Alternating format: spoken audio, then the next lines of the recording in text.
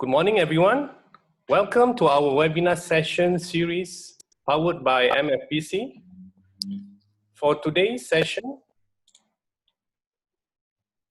we have two invited panelists and will be moderated by Mr. S.K. Sami. Mr. S.K. Sami, presently, he is the MFPC National Counsel and also Senior Group Sales Manager at Great Eastern Life Assurance. He's also the past president of Namlifa Malaysia. He is well-known in insurance business and qualified for $1 Million Agency for 16 times for the past 41 years. I would like to welcome Mr. S.K. Sami to moderate today's session on the topic of COVID-19, insurance delivering in a moment that really matters. There is a quick Q&A session which will be open to the moderators. Without further ado, let me invite and welcome Mr. S.K. Sami. I'll pass Hi, everyone. Sami, bye-bye. Thank you, Khalil. Good morning, all viewers. Selamat pagi, and welcome to the Malaysian Financial Planning Council webinar on COVID-19 on the subject, insurance delivering in a moment that really matters. The world has seen a lots of pandemics and epidemics that has hurt people to a certain extent. Now you look into 2002, we were affected by the severe acute respiratory syndrome. We call it SARS. Then 2003, the avian flu came. And in 2009, the swine flu, followed by the Middle East respiratory syndrome called MERS came in. And 2013, Ebola came in, and we were affected by the Zika fever in 2015 and 2016. But all these pandemic diseases were not of that seriousness like the COVID-19 that has turned our world upside down. But remember, hardships prepare ordinary people for an extraordinary journey. So to keep the lights burning bright, we need to get together as one nation, as one body to overcome this together. So today for this webinar, COVID-19, insurance delivering in a matter that which matters most, we have two invited panelists, my dear friends, Dato' Javin Lim Chong Hee and Mr. Raghunath Jo Murthy. Let me introduce Dato' Javin Lim first. Dato' Javin Lim is currently the National Council member of the Malaysian Financial Planning Council and is also the chairman for Ethics and Compliance Board for MFPC. He's the founder and group managing director of VKA Financial Group. A licensed financial planner, is a columnist writer for China Press.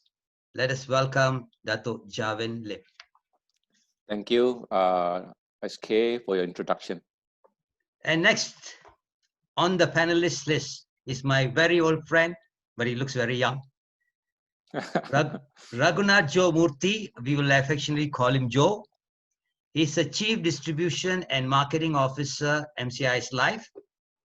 He has spent more than 3 decades in the insurance industry. He has worked abroad in Indonesia, Vietnam, Cambodia, and a short stint in the United States of America. He's also a platform speaker, and I love his motto, when faced with challenges, be creative, be positive. And this is the period we have so much of challenges. So without further ado, let me turn to our panelists to ask them the first question. There have been an upstick, meaning an uprise in the number of individuals, not only in Malaysia, throughout the world, but we now talk about Malaysia, facing financial hardships. Retrenchment has taken place. People have been asked to work from home. People have to take a pay cut. industries have been affected. Lots of industries have been affected. The travel and tours industry, the restaurant industry, the saloon industry, except for those items that are essential, all of us have been affected, and that has brought about a less of income, a lot of financial hardships. So my question to the panelists is, if consumers have purchased life insurance prior to the COVID period, right, pre-COVID, how useful it would be for them at a very crucial time like this? Maybe I would ask my good friend Joe to answer this, and then Jevin Lim can come in. Yes, thank you, SK Sami, for the introduction.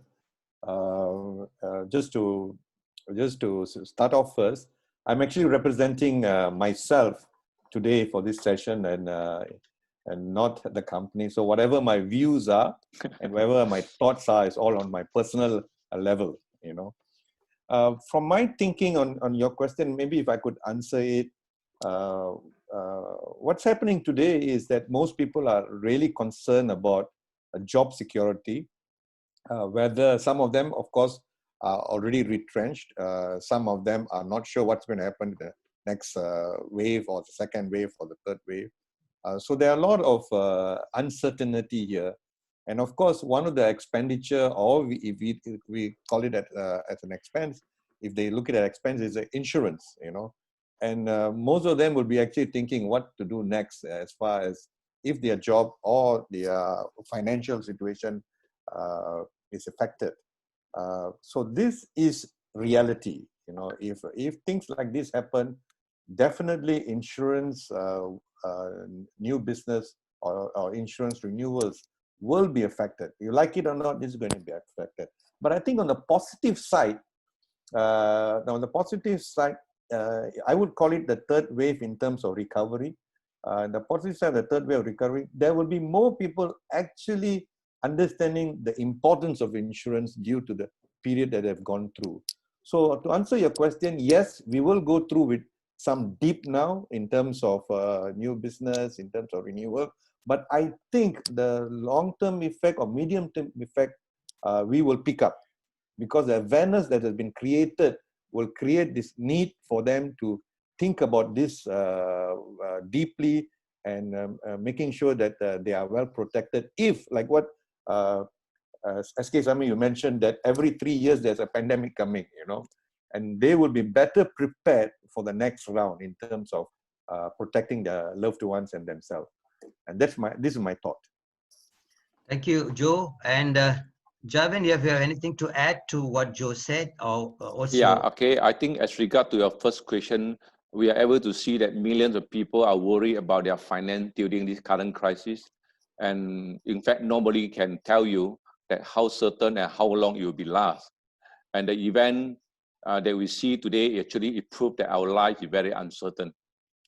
And in order to be fully prepared and to deal with this uncertainty in life, I would like to say that insurance is very essential at this junction. And say for example, life insurance is to safeguard our family and their financial need.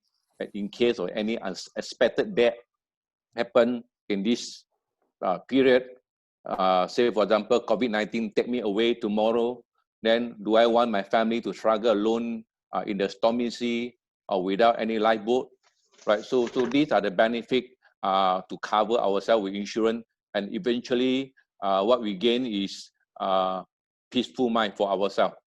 Peaceful mind for ourselves, and if we have covered ourselves with medical insurance for H&S, then we have a peace of mind that in case we need to be admitted into a hospital for whatever reason, including COVID-19, then we do not need to did or use our own hard-earned saving. So that's the point from my side. But on top of that, we can see that a lot of proactive activity being introduced by our insurer, and most of the insurers came out with additional complementary benefit for the existing customer in the form of hospital income, angpao, in case you admitted to hospital, or they even can offer you lump sum cash upon diagnosis, lump sum cash upon death, meaning extra on top of life sum assured is payable if for life policy.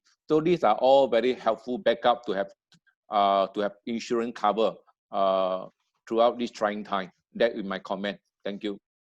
Thank you, Dr. Javin. Thank you, Joe.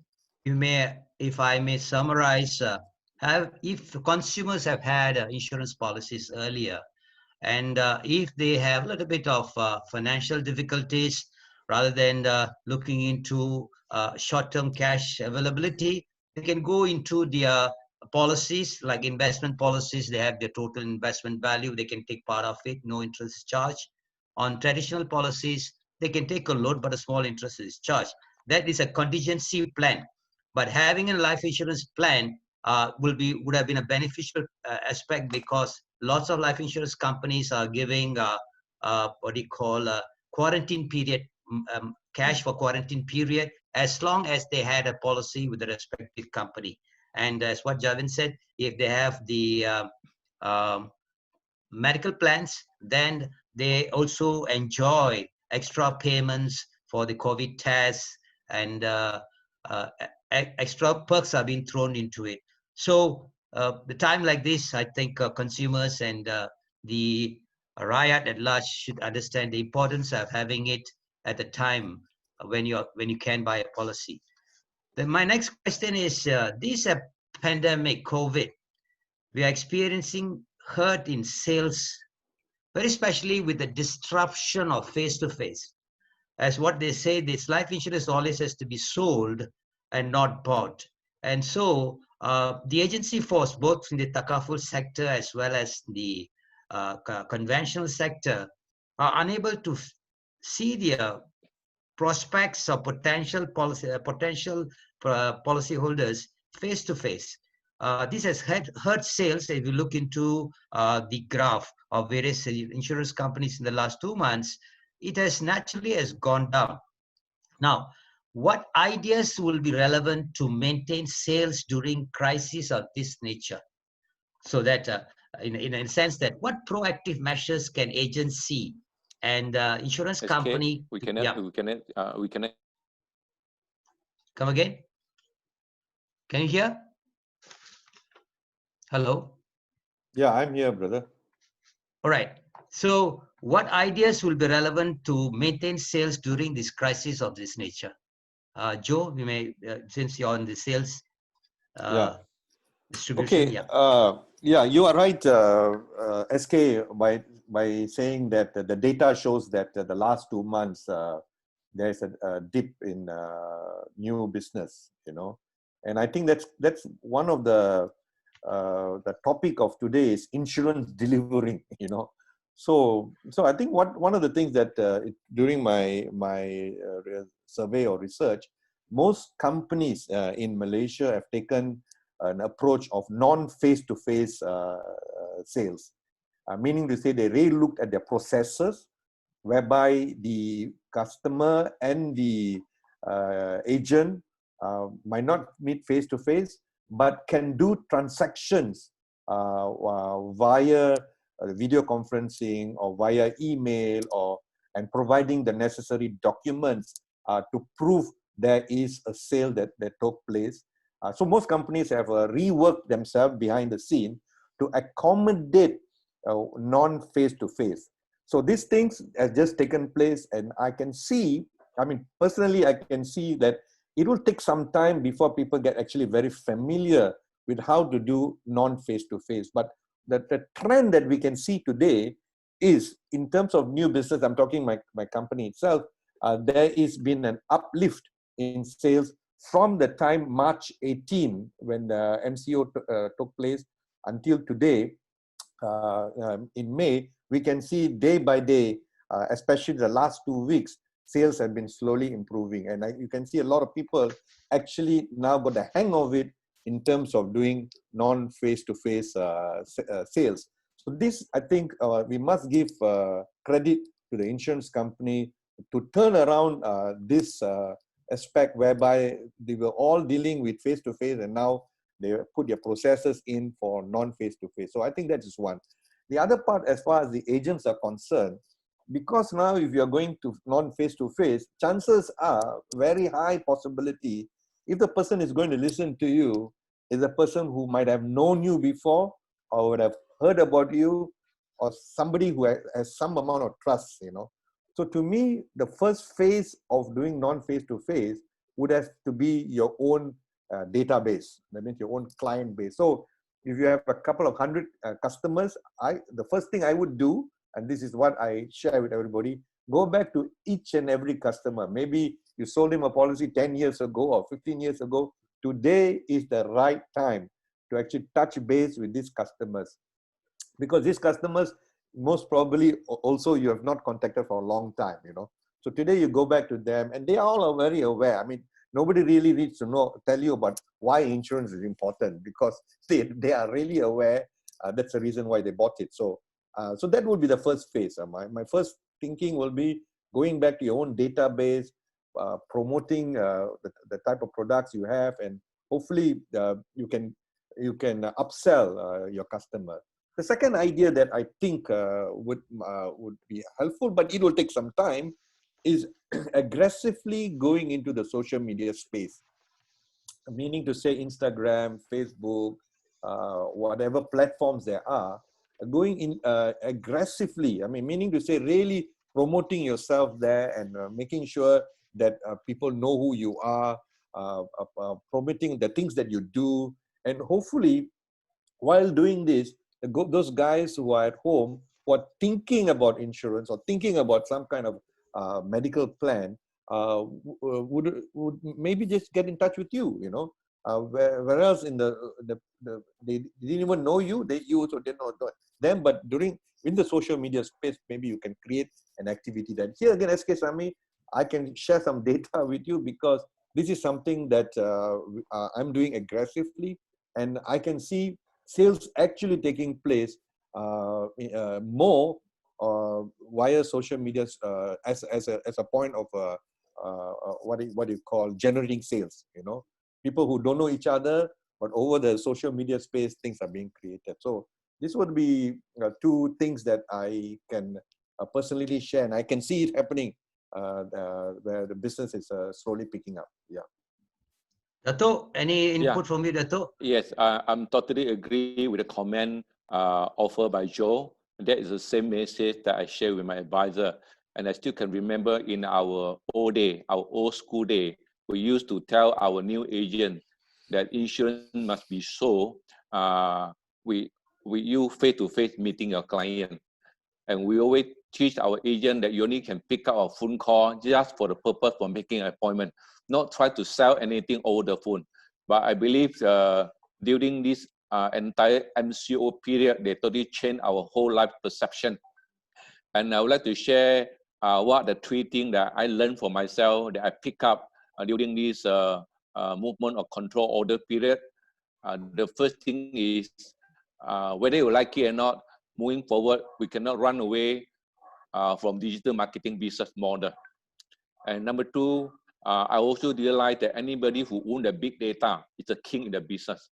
And thirdly, I also learned that other than doing the business ourselves, finding the prospect ourselves, must be learned to leverage on the telemarketing in doing the business for us. So at this junction, I'll just share some development experience from my company side, that I encourage all the advisors that we sit down together and we identify what are the businesses that allow us to do online, allow us to do remote approach with our client. Then we put down this product range. Then the second step is we want all the advisors to pick up some new ideas, some new skill, especially in the social media, and how to broadcast yourself and how to communicate yourself usually with the audience. And the secondly, right, same thing, we apply the same concept shared by Joe earlier on. Go back to our existing client before you go out to reach out to the new client, to the stranger client, because that will require different marketing strategy. And thirdly, as a financial planning firm ourselves, okay, we know that our data ourselves is quite limited. So we engage a group of telemarketer. They are the full-time and professional their audience from a big data with them. Then from there, every day they produce a series of prospect lists for our advisor to keep in touch with them. So these are the activity that is being carried out. We've been started at my firm, and we start seeing some result coming in. And we also can foresee that moving forward, if we are able to transform ourselves in the new way of doing business, we're able to continue to survive through and last long in the industry. But of course, we need to do some changes in the processes and the way we work. And then I think everybody can do it. And there will be some need to rely more on online marketing processes compared to offline, and non-face-to-face submission processes compared to physical meetup. So this will be my comment. Thank you. Thank you, Dato. Thank you, Joe, for the input. You may summarize the answers to this question is, if you look into what Charles Darwin said, survival of the fittest. If the lion wants to be the king in the jungle, he has to survive. He has to make sure that there's no enemy to his throne. So in Malaysia, we have been on a silky smooth passage all this while. We have not envisaged, we have not foreseen such difficulties. So we were able to sell on a very comfortable level to our customers. The day has come to test our adaptability, just like how the malaria mosquito, right? The Anopheles, they call it falciparum or something like that, adapted to condition and still surviving despite DTT being found by the health authorities. I think this is a period where we need to hang on, improve our skills, use media, various channels that are available, the various online systems that are available. We wouldn't have gone to it because we are not forced to it. Now we are it.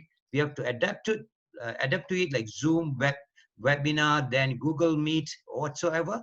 Meet our clients. As long as we are passionate about a business, as long as we are focused about a business, I think the sales will go. As what Joe has said, even in many companies that have checked of the last 1 to 2 weeks, the sales are coming up. People are moving away from the fear zone and using whatever is available, and things are moving up.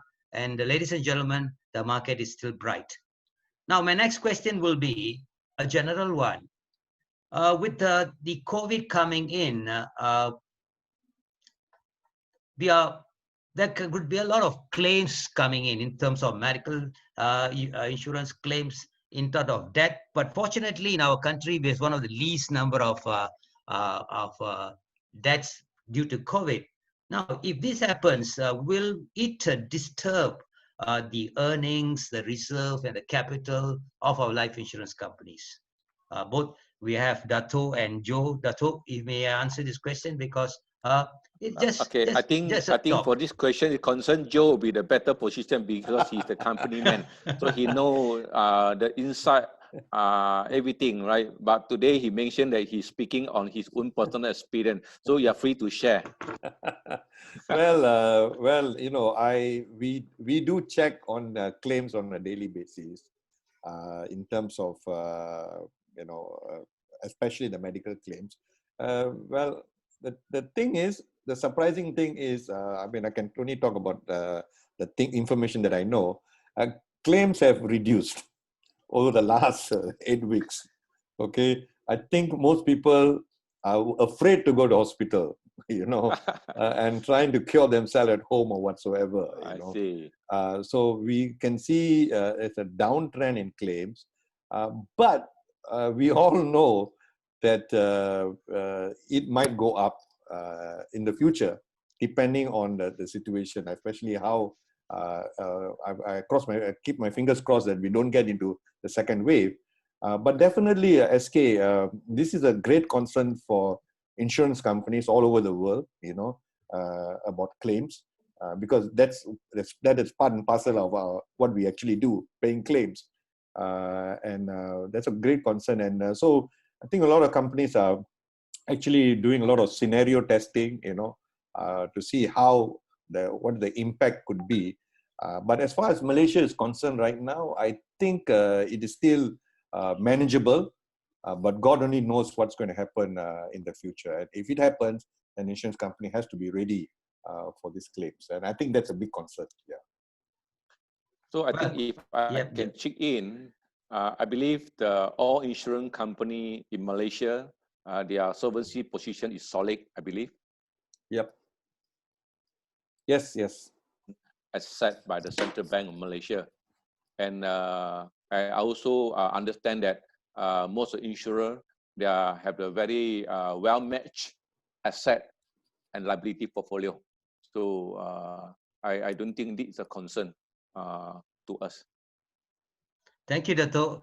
I think here we have to appreciate the way insurance companies are being run and supervised by our regulators, Bank Negara Malaysia. We are a well-regulated industry, well-regulated by BNM, and I think we would not face the problem that has been faced by, that was the subprime mortgage faced in America, whereby it spread its problem to Europe and to a little extent to Asia, because we are all interdependent.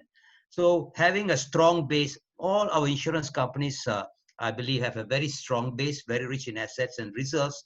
And I think, in my humble opinion, that this would not really disturb unless the claim ratio is high. Anyway, as the saying goes, insurance is a common pool where the risk of a few are shared by many. But then when the risk of many are shared by few, then we'll have problems. For the moment, with our health authorities taking very good care, everything is on the right perspective, I believe there's nothing to worry about. Thank you. And my next question will be now. I just want to reiterate what you just said earlier. Yeah. About the Malaysian government, especially Bank Negara, doing a great job, and I can vouch for that, because I've worked in a couple of other countries, and I really must take my hats off to the way we have been regulated by Bank Negara. They're doing a wonderful job to make sure that what we stand for, we do what we stand for. So I just want to voice again that what you just said was definitely true. Yeah. Okay, thank you, Joe. And my next question will be now, there's called pre-COVID, then the current COVID. We do not know when this is going to end, because the health authorities, the ministries has to come and come to a perfect understanding that, all right, we can go back to normal. That also depend on World Health Organization giving its green light that you can go, you can move about. We wouldn't know when, but when, of course, behind the darkest tunnel there will be a beam of light. So we are waiting for the light. Now, what will it be when we come out of it? How will the industry look, panelists, after all this little suffering we went through? Can I take the question first? Yes, please, sir. Well, I think few things will happen. Number one, remote working will be widespread. A lot of companies, including insurance companies, will be actually looking at remote working. In fact, most companies are working on a 50%, 40% workforce in the office, and another 50% working from home. And I think this will be the new norm, that most companies will look into remote working very aggressively, because if we on the last 8 weeks can run the show in this manner, which has been okay, the first 2 weeks was a little bit tough, but we can see a lot of things has been settled, meaning to say this can be done. Remote working is something that will definitely be widespread. Second thing I think will be the acceleration of digitalization. I think most companies, I have friends in so many industries. Even my children are also involved with a couple of other industries. And I can see most industries have taken digitalization to a very high level. Especially the banks. If you look at banks, they have really gone deep into digitalization. But you can't say the same thing with insurance companies, And what has actually happened is now forced insurance companies to really fast forward the digitalization plan. What they were planning to do maybe in 2-3 years' time, maybe they would have done that in about 2-3 weeks' time, And I can see this will be part and parcel of what's going to happen in the future, where most things will be digitalized. A lot of things will be self-service, so that's another thing I can see, especially for the insurance industry.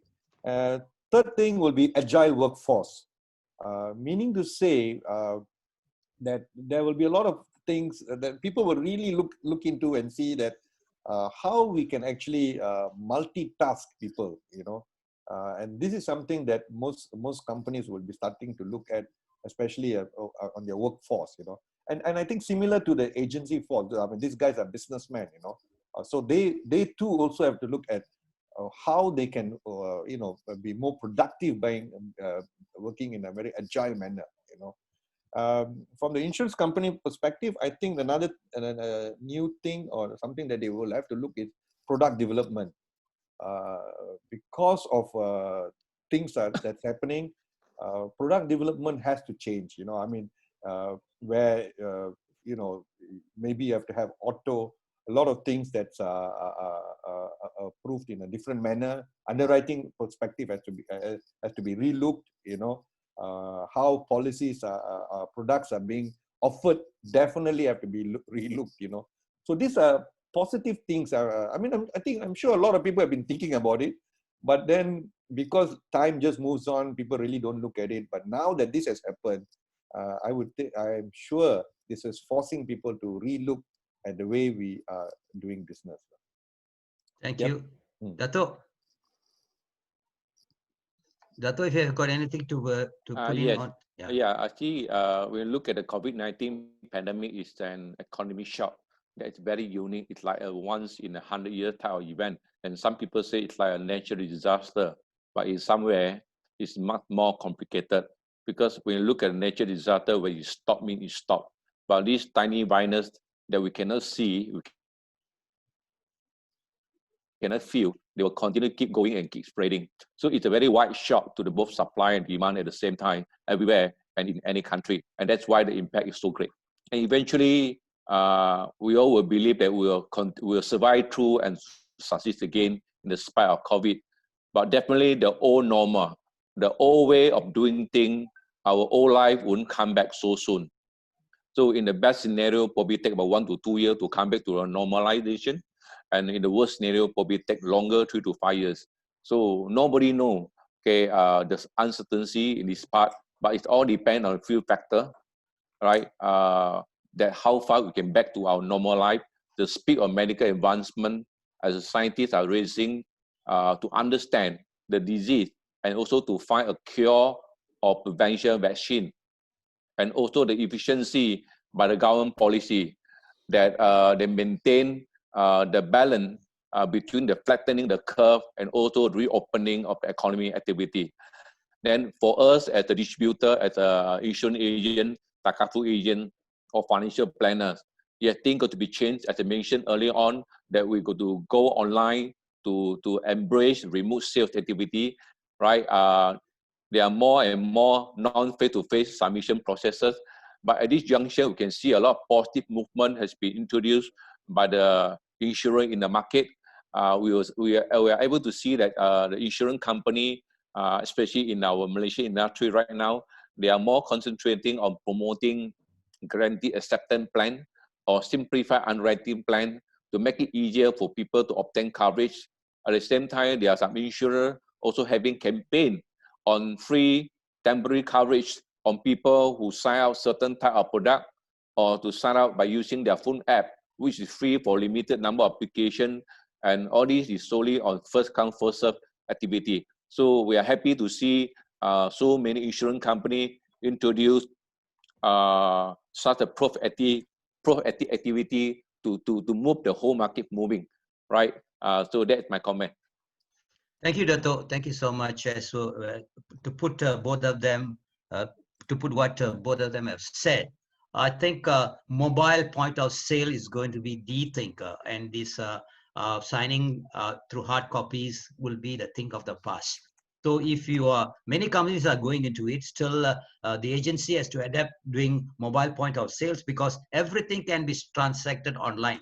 When everything is transacted online, it's going to be beneficial to the agency force, very especially on your parking, on your travel to insurance companies and everything.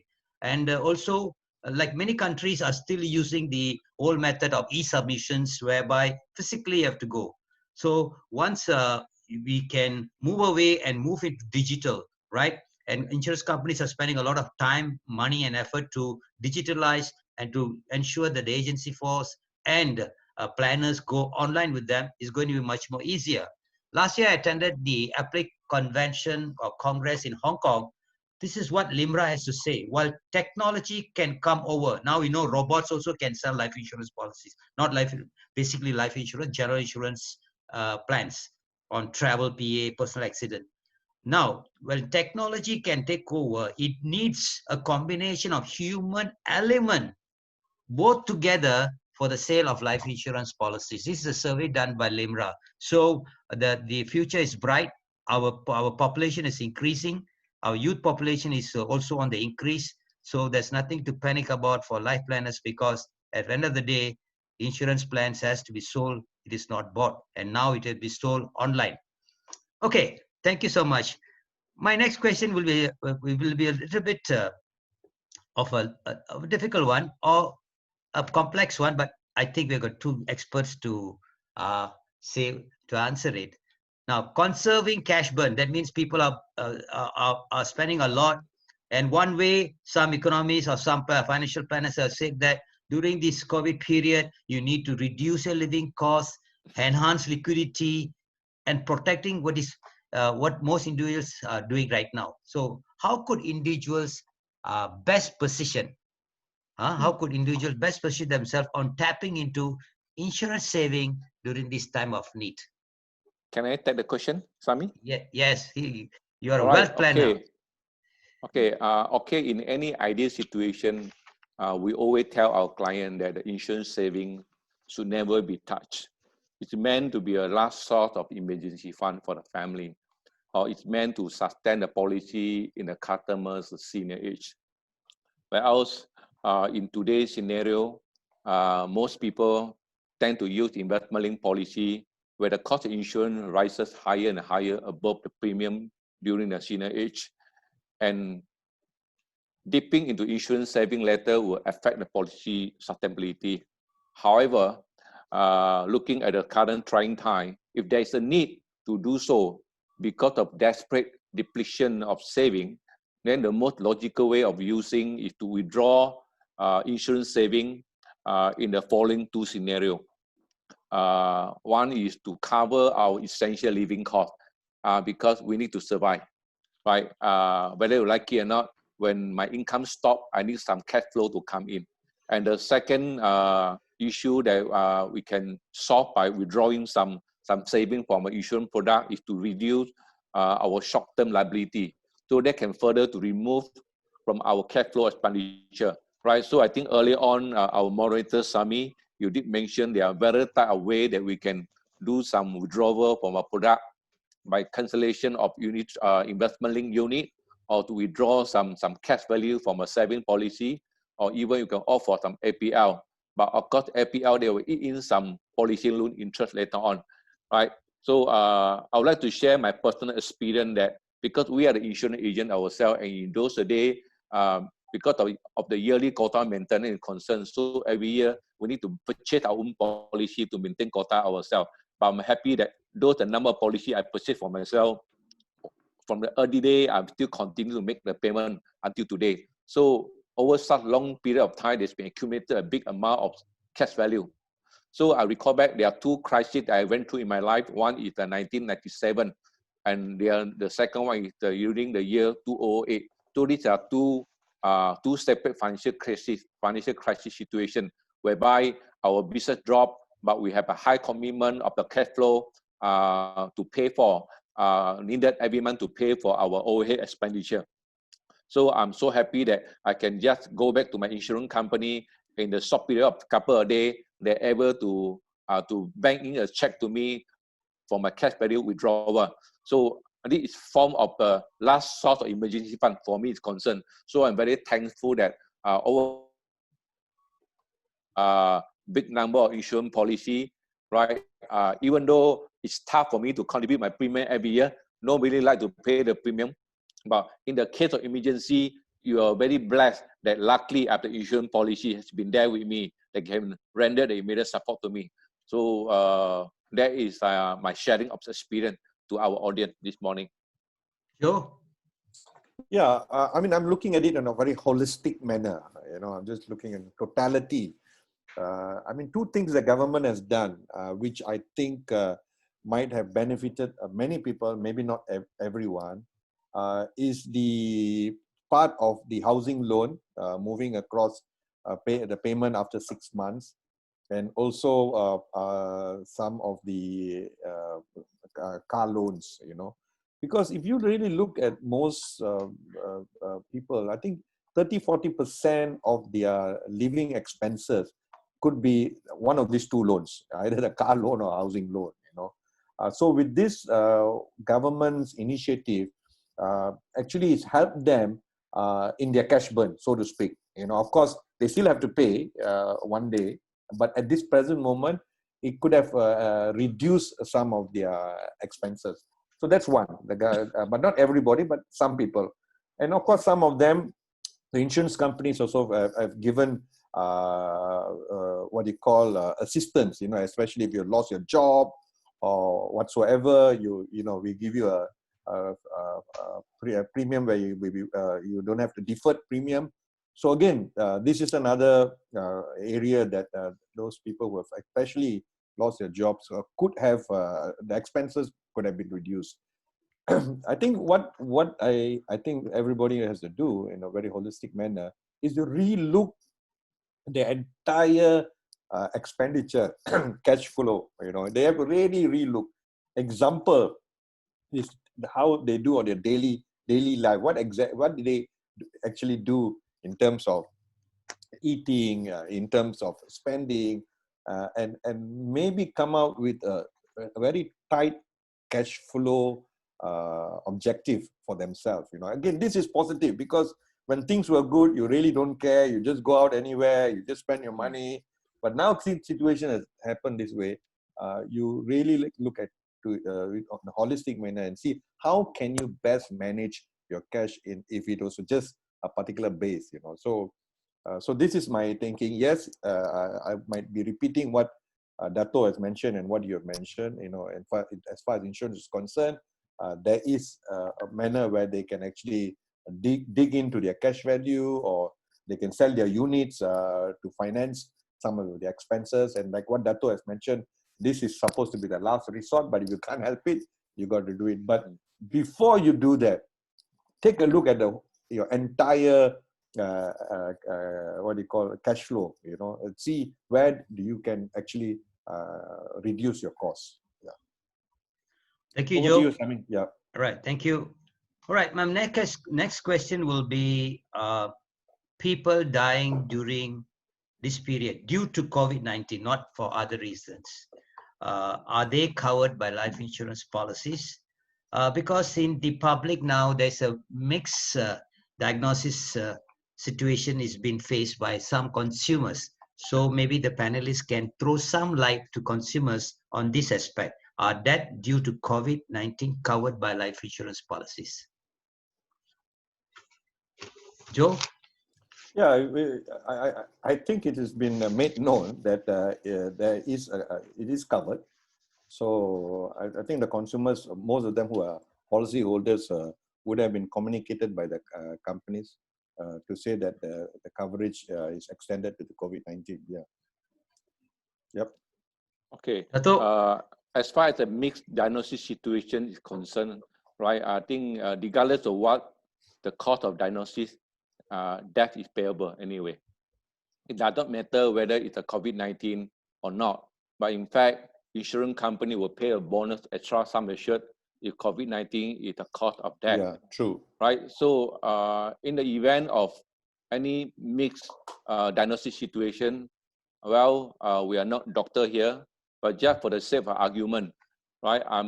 If I'm having symptoms that are common to both COVID-19 and another illness, then in order to determine what is the claimable for which area of cover, we need to refer to the principle of proximate cause.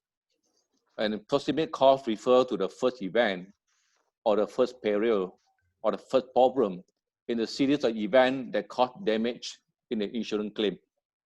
The first problem may not do so much damage and also may not be the most visible, but the first problem is the one that is the main determination factor in the qualifying the claim. So if a person die, and we need to know the cause of the death. And then the question arises, did COVID come first or the heart attack come first? So if heart attack come first, then claims should be paid based on the benefit for heart attack and not COVID. But again, this is an area best to leave it to the medical expert to answer and analyze. But I'm genuinely believe that in the process of claim, there's no insurance company in Malaysia would like to purposely to cheat or to shortchange our customer. They will process the claim based on the fact. That's my comment. Thank you, Dato. I think if you look into across the board, most of our life insurance companies has come out with a helping hand in terms of COVID-19. For example, if you need to go for a COVID test, a certain sum is paid by a lot of insurance companies. And all policyholders who have been quarantined, right? All policyholders who are quarantined in hospitals for a certain number of days, a certain allowances has been given. So the most important is consumers need to reach out to the customer service desk of the life insurance companies and get to see what they have in store.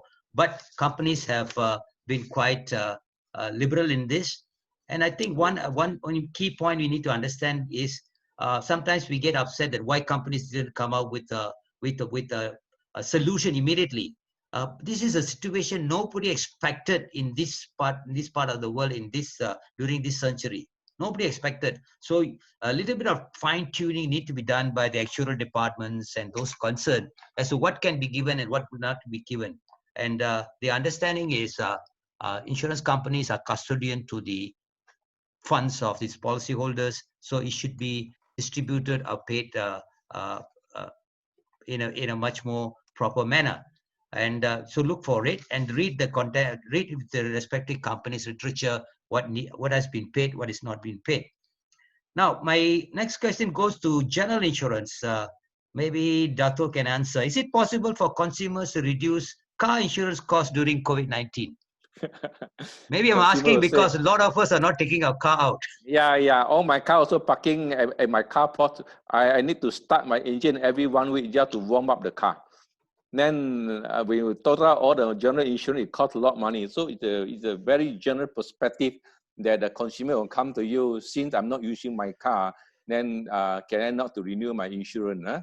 Okay, but I think during this MCO period, we are aware that for us, we are in the industry, we are aware that PM has issued a guideline note to all the insurance company that a valid motor insurance policy is a prerequisite, okay, for the Ministry of Transport to grant deferment of driving license or road tax expiring during the MCO period. And such license or road tax must be renewed between 30 days after the MCO is lifted later on. And during this deferment period, a motorist is allowed to continue to drive as long as the motor insurance policy is in force, and the e-cover note must be carried in the vehicle as evidence, right, of the insurance coverage. But nevertheless, I mentioned earlier on that during the MCO period, we see many consumers also face the difficulty of financial constraint in terms of car insurance, road tax, or driving license renewal. Many car owners opted not to renew their motor insurance, given that by saying the reason that they will not be using their car during the MCO. But however, we need to remind them that the motor insurance should remain in force because car can still suffer theft or damage by accident at any time and anyway. But in this context, I think some insurance companies have come out with a respective plan whereby car owner, they can choose to renew their motor insurance and to enjoy different benefits to save on premium. So as regard to this feature, right, consumers are encouraged to refer to their motor insurer for such benefit. Thank you, Dato'. Maybe Joe? I can, yeah, I mean, I'm not in the industry, but if I can give my views, I think one of the things that maybe the car insurance industry should look at is pay as you drive, you know. Just like electricity, you know, we on the power, we pay for the electricity. We don't on, we don't pay, you know. And that's something that a car insurance industry should look at. Because if you have 3 cars, chances are 2 cars are at home and 1 car you are driving. But you are paying insurance for the whole year, you know, and even the car is parked at home, you know. So if they can come up with a particular device that can calculate your mileage or can calculate that you, how many kilometers you drive, and charge you based on when your car is on the road and not when the car is parked, I think that will be something innovative way for car insurance companies to look at in the future. But presently, of course, nothing much you can do because the same laws, you know. But like what Dato said, some people might be keeping 2 cars at home and they will just wait until MCO is lifted, and then maybe only after that they renew their car insurance, you know. Then they will face the problem because Yeah. your road tax renewal date and your insurance will be different. Won't be, yeah, you are right. So that's what, but some people might not know that, you know, so that's what they might be doing, you know. Yeah, but that's a tough thing. I mean, how to reduce the car insurance? Yeah. Thank you, Joe. And we have almost come to the tail end of this webinar.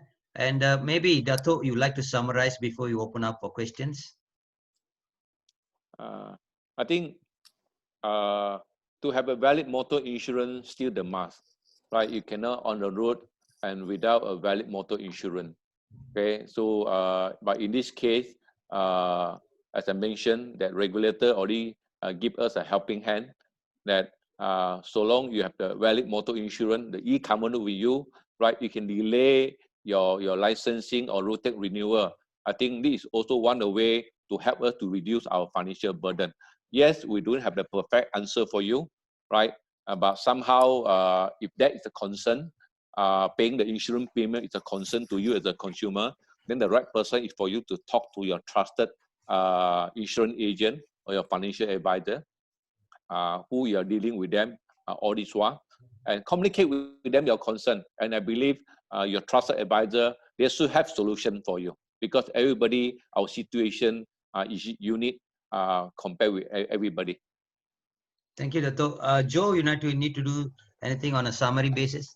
Yeah, I have 3 take-home points for those who are listening. I see there's about 300 over participants logged on to this session, and I would assume that most of the participants are in the insurance industry. So my 3 take-home points is number 1, not in order. Take this moment to learn about technology. You know, this is the right moment for you to spend time learning technology. There are a lot of online courses on technology. So please learn. I mean, because the way forward, technology will be in every aspect of what you're going to do, you know. And so you do not want to lose out if you are lacking in the technology. Today, even my mother-in-law is 80 years old, is using Zoom because forced to use Zoom, you know. But the technology is moving so fast, so we need to be ahead of time. So that's my first take-home point. Spend time learning about technology. The second thing is stay in touch with your clients or the customers that you have. Keep in touch. Use the various platforms there are. I mean, of course, Malaysia is a WhatsApp country. Most of us have WhatsApp. So keep in touch with them. Keep the relationship warm because it will pay you in the future. You know. So take time. Spend the time staying in touch with most of your customers and try to use as various platforms. And the third one, which I think will be a common lifestyle in the future, will be the social media space. You know, this is an area where I think we need to know how we can use social media to market yourself. Because at the end of the day, what you want to do is to make people get to know you better. You know, and use social media as a space to market yourself, so that people know who you are, virtually market the products that you're selling, so that people know what you are doing. So I think you need to look at the social media space as an area where you can position yourself to the public. So these are my 3 take-home points as far as for the participants are concerned. Over to you. Okay. Okay. Thank you, Joe. I think a lot has been said, but what I would like to say is, as what Robert Schuller says, tough times do not last, but tough people last. So as True. long as we can move over this situation very carefully, right? Carefully, remain focused. I think the future will still be bright, as we are in a country where everything is going right. When you compare with I was telling Joe just now, when you compare with the Vietnamese who suffered a 25 years guerrilla warfare with the Americans had all the sophisticated equipments and artilleries they can find, but they couldn't move the anything, or they couldn't touch anything with them with the Vietnamese. It was totally a lost war for the Americans. So the Vietnamese adapted a different style, a different, very primitive style of escaping the Americans, using tunnels and doing things. And today, if you look into Vietnam, is one of the most fast-growing economy in the world. So I think adaptability is the key word. And with that, ladies and gentlemen, I'll go to the question that has been given to us. One of the question is, with forced digitalization, will insurance companies increase its focus on direct marketing to customers and reduce focus on the agency channel? I will pass this to Pak Jo. Yeah, I think one area will definitely is right. Definitely, they will increase the focus in trying to reach out to the customers using all the digital platform. That will definitely be right. But I don't think they will reduce, okay? Because it will be in both ways. We will have to increase the focus in direct marketing, and you got to keep increasing in terms of agency channels. So it's going to be both increasing, No insurance company want to increase something and reduce something else, I think both will go in. And at this moment of time, SK, I like to share these things with you. Since I'm in the company, so I can see more data. Even during this period, recruitment is taking place. So many will say people are really looking at maybe they are crossroad their career because they're going to lose their job, and looking at insurance as part of something they want to do. So the agency will grow. Trust me, agency will grow. And as an insurance company, we will definitely be focusing on increasing the agency channel. Yeah. Dato, you want to say anything about this? Yes. Moving forward, we will talk about the trend to move into digital marketing. You will never replace the role as a financial advisor or insurance agent or insurance professional ourselves, because when you look at the entire market segment as a whole, we have upper market, mass affluent market, and mass market, mass retail market. And to me personally, digital marketing moving forward is targeting on young and educated market. And these are the up and coming future spender. So they will make a very simple purchase with a small sum, simplified underwriting, right, to online purchase. Whereas for mass affluent, high net worth individual, business entrepreneur, they have more complex in their own individual situation, right? So digital marketing may not able to address there are some other personal concern. So for all the assisting insurance agent, all the assisting advisor, not to worry so much on the digital marketing, because for those senior one, we already have a clientele with us. What we need to do is continue to improve ourselves so that we're able to stay connected with the young market. Stay connected with the young market, right? That is my that's my comment. Thank you, Dato. To add to this particular question, is very close to my heart. To all the various distribution channels, we have banca, we have financial advisors, you have worksite, that means online policies sold by companies to its consumers, right? And then we have the agency channel. We look into BNM's report.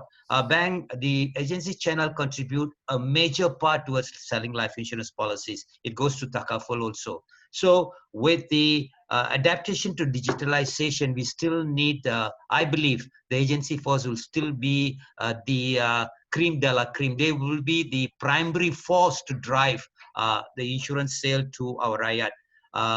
And there's nothing to worry about. It is we are still in a safer place.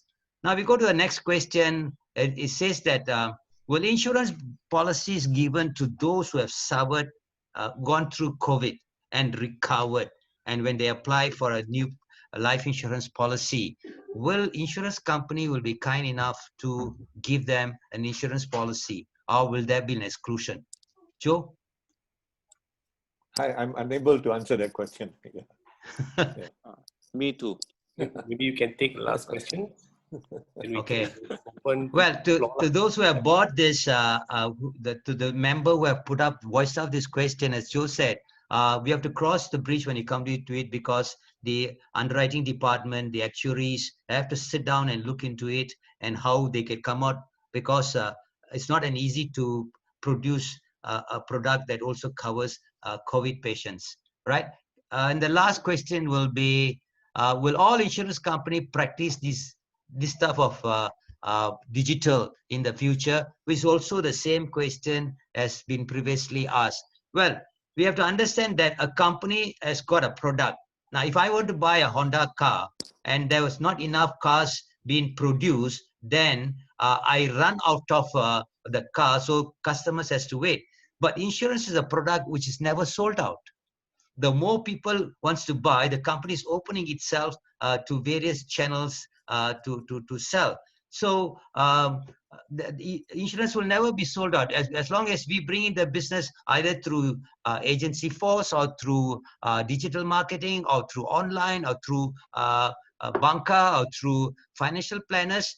The insurance companies are ready to receive them, and so they will be able to take care of all of that. But we need to keep in touch with our prospect. Apart from selling to them online, they say people by people. As long as we keep in good connection, in good touch on a regular basis to existing clients, I think the market is still very strong. I would always say that first a prospect is a suspect, then become your prospect, then become a policyholder, then become your client. In time to come, become a family friend, because over the years of your prompt services, right, the whole team and families are going to be with us. With that, I would like to thank my panelist, Dato' Javin. SK, Yes, sir. can I take one more question before we end? Sure. I think that this question was, will all insurance company practice the remote in future? Yeah. I think it was answered, but let me answer this again. I think when you say remote, there's two areas of remote. One area of remote is the staff who are working for the insurance company. Okay, like what I say is today, 50% of the staff are actually working from home.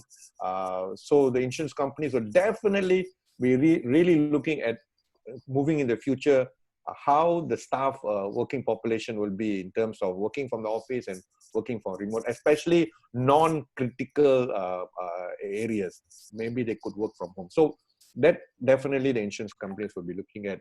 The other part is when you this question is quite open. So the other part I would assume is remote is in terms of sales. How would this would like an insurance company will? I think this is an area it's definitely going to open up. And like what SK was mentioning earlier before, some guys they have increased their sales during this period. Am I right, SK? Yes, yes. Yeah, and if they really look at it, the acquisition cost would have dropped dramatically. Meaning to say they don't have to park their car, they don't have to pay the toll, they don't have to spend money. They're sitting at home and they are actually selling. And these guys who have cracked this code of how actually to do business remotely, trust me, more and more people will actually get into this. Of course, technology must be fully supporting you on this area, and the companies also must change the rules a little bit in terms of accepting these cases coming in remotely. But this is one area that will definitely, looking at it, will take place in the future. Both the staff working remotely and sales being done remotely. Thank you, Yep. Joe. Thank Yeah. you so much, Joe. The time is coming up.